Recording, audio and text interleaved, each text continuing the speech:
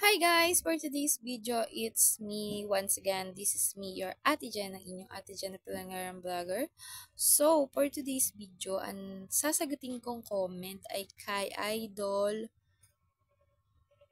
Happy 151s. So, ayan. Ang tanong niya dito, Idol, ay, Hello ma'am, my business at Gcash, same po ba? So, mga ka-idol, sa pangalan, syempre hindi, di ba? Gcash nga, tsaka Maya Business Account. Hindi, joke lang. I mean, parehas lang sila na, pwede kang mag-cash in, mag-cash out, at pwede rin siyang pambayad sa mga utang. Pwede rin siyang pambayad ng bills.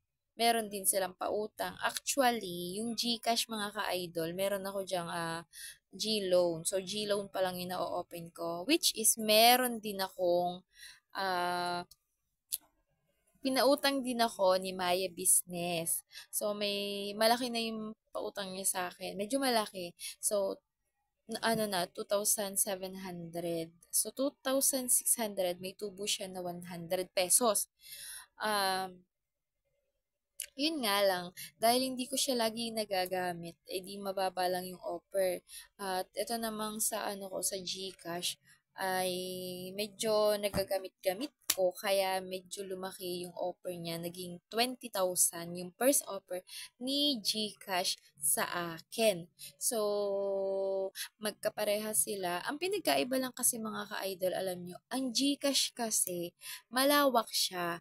I mean, sa GCash, pwede kaming magbayad ng kuryente ng tubig. Meron siya, kapartner siya ng aming bayaran dito. Kagaya din sa Pleco, kasi Pleco po dito sa amin sa Laguna, dito sa Siniluan, basta dito sa Laguna. Pero hindi lahat At dito sa Maya Business naman, mga ka-idol, ay meron lang limited na ka-partner nila na mga kagaya niya sa mga bayaran ng tubig at ilaw, meron lang limited na ka-partner nila. So, pwede ka rin bumili ng load sa Maya Business. Ako, nakabili ako ng load sa Maya Business. At ka-partner siya ng Smart Padala, mga ka-idol. Kung halimbawa, meron kang, kunwari, meron kang negosyo, halimbawa, meron kang, business permit, pwede kang tumanggap ng padala sa Smart Padala, ganun mga ka-idol. Tapos dito naman sa GCash, meron, di ba, nakakatanggap naman sa GCash kahit na pero may mas maganda sa GCash na yung, ba basta meron siyang kailangan din ng business permit. So, kung wala kang business permit, edi syempre, hindi mo siya magagamit. So, yun lang.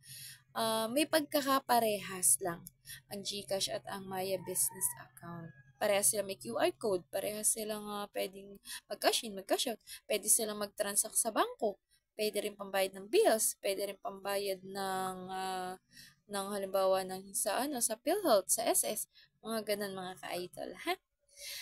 Kung gusto mong malaman, edi i-download mo ang Maya Business Account. So, punta ka lang sa iyong